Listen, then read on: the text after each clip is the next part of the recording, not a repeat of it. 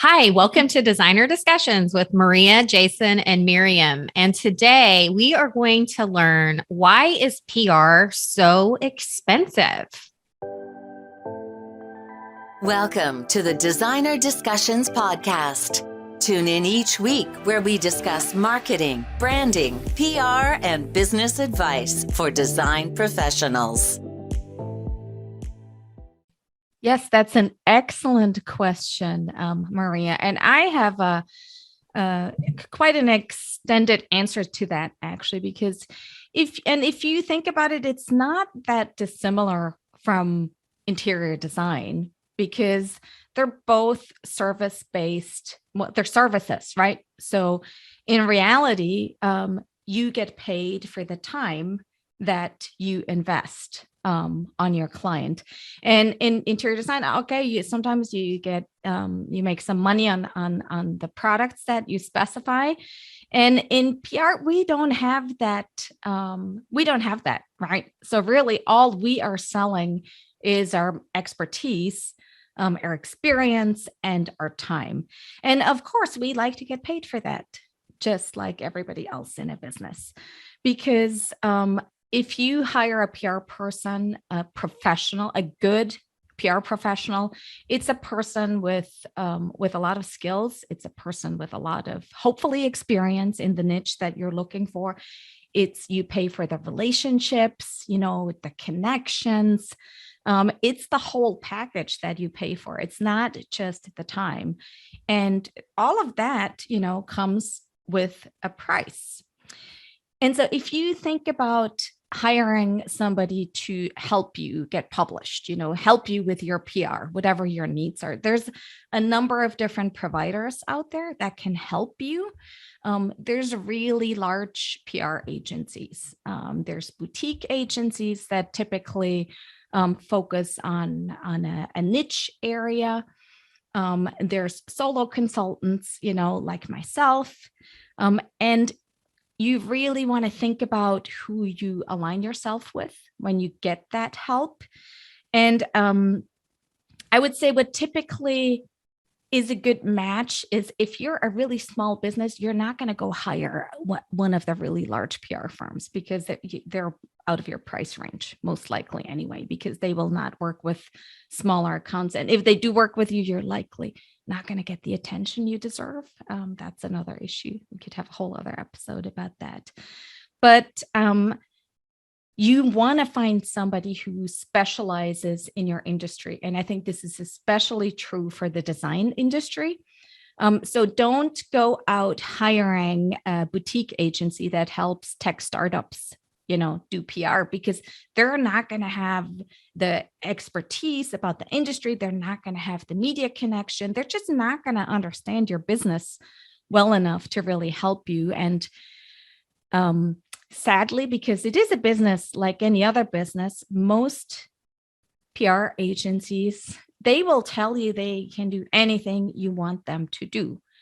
And it's probably true to an extent, because, PR is like a foundational skill that you can apply to all different kinds of industries, but there is a learning curve, so if you get a client in the interior design industry and you have never worked in that industry, it's going to take you a lot of time to build up your level of expertise, your understanding of how the business works, finding the right connections with the media. That's all going to take a lot of time. And your agency is going to want to get paid on the time that they spend. So you're likely going to spend more upfront than when you find somebody who already has all of that in place. So that would be my best advice for you. I have actually a good example of aligning the agency you find with your needs. So in my old life, when I worked at Kohler, I had a team internally that I led on the PR side, but we were so busy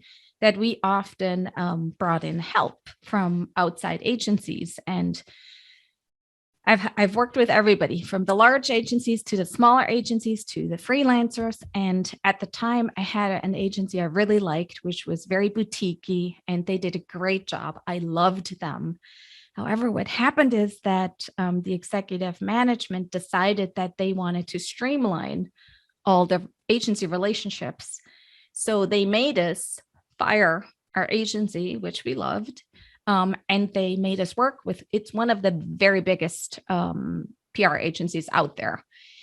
And they do a great job, but they're a very large agency and they had zero experience in our industry. They didn't have any of the media connections. So we ended up working with them, paid them an insane amount of money. You don't even want to know. It's insane what they got paid. And I would get complaints from editors because one of their super junior members would do the pitching and they had no idea what they were talking about. And they're like, why is this person calling me? If I know Mirjam at Kohler, it's like, why is she, why? And it's insulting for the media. So you really have to be careful with who you align yourself with, because the positioning of the person that you work with, it reflects back upon you. So you in reality, you get what you pay for, like so often in life, right? It is also a fact that the larger the agency is, typically, the more paperwork there is. It's just that they often work with very large companies and there's a lot of need for strategic planning and reporting, and that can take up a lot of time that you always pay for. But if you're an interior designer, regardless if you're a solopreneur or you have a larger studio, you don't need that level of service. So I would caution you to go that route. But there's certainly a lot of great boutique agencies out there. There's a lot of great consultants and publicists out there that do specialize in this area. So, but just be aware of those differences as you go in, because there's also a cost implication. Okay, so, and since we're talking about how expensive it is, let's take a look at that.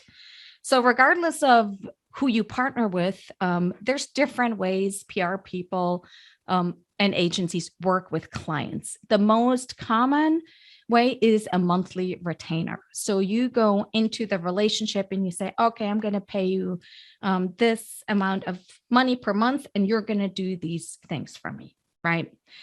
And the thing about PR is it's a long-term endeavor. You cannot, I always say, you can't say, oh, I'm going to do PR now for 3 months, and then you're going to stop. That's going to be a complete waste of your money and time, because PR is a long-term strategic discipline that you need to weave into the marketing of your business on a consistent basis if you want to be successful with it, right?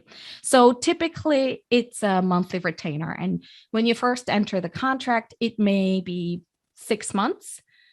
Just so you can make sure it's a good fit, and everybody is happy in the partnership, because it really truly should be a partnership.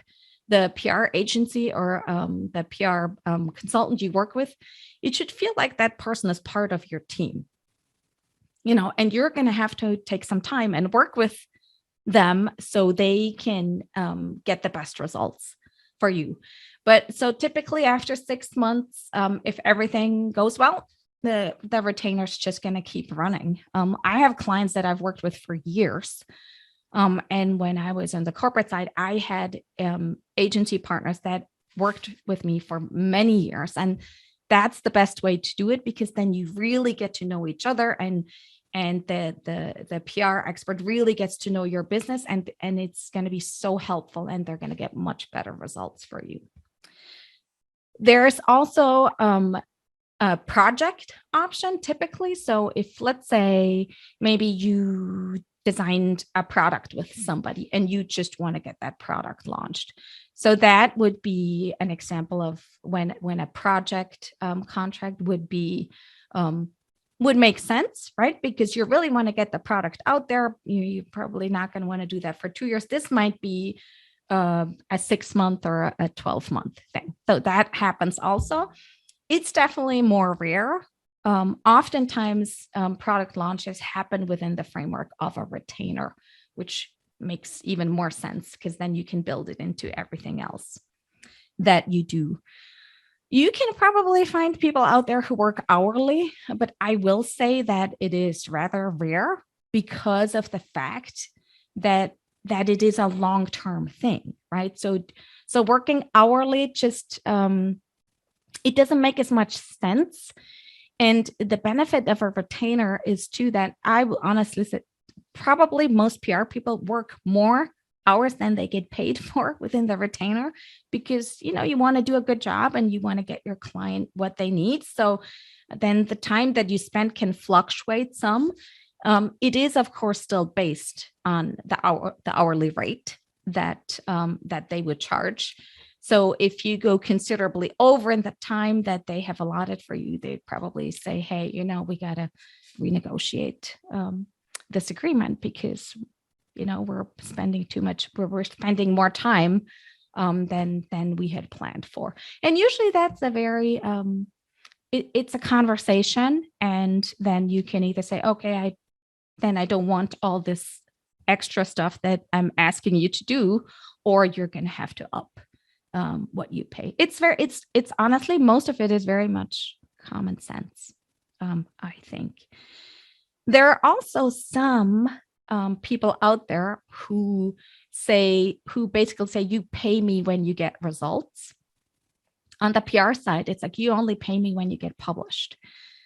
Anytime you see something like that, it makes all my red flags go up like crazy, because in reality, in PR, you cannot guarantee things, because as the PR person who pitches to the media, you are at the mercy of the editor, whether or not your story, your feature, your project is getting published or not. It's not my decision. So I, as a professional, ethically, I cannot promise you that it's going to happen.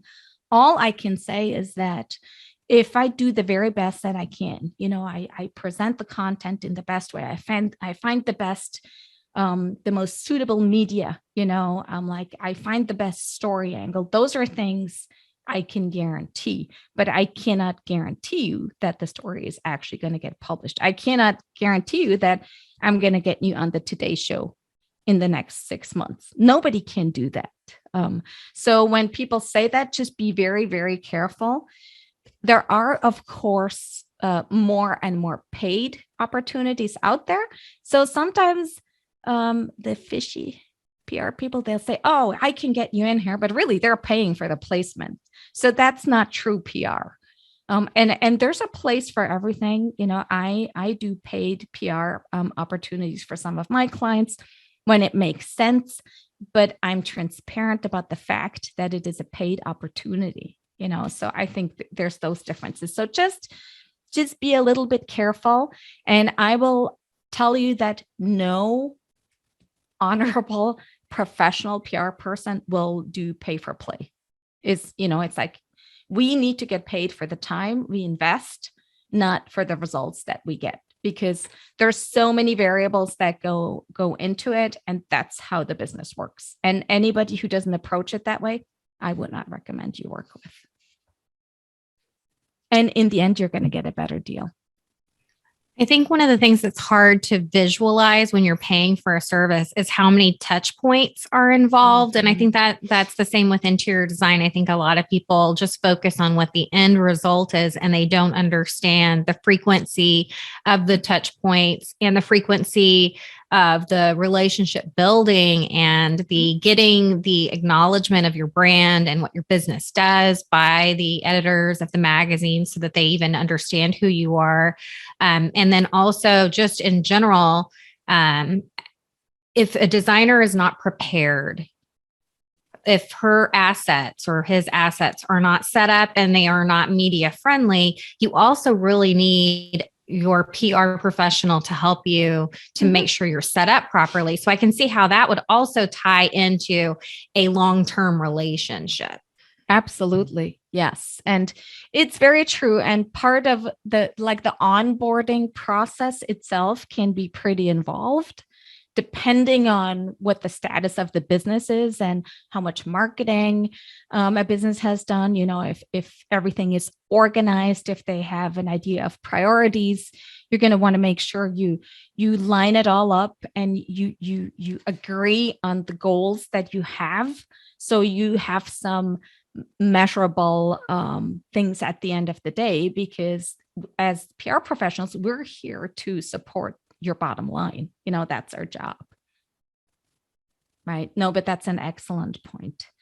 Now that we've been talking very vaguely about how expensive this is, I'm going to give you just some ballpark numbers of what we mean when we say it's expensive. And there's always numbers flying around. It's like people who say, you have to pay at least $5,000 to $10,000 a month, to get PR help. And that's not completely off, actually.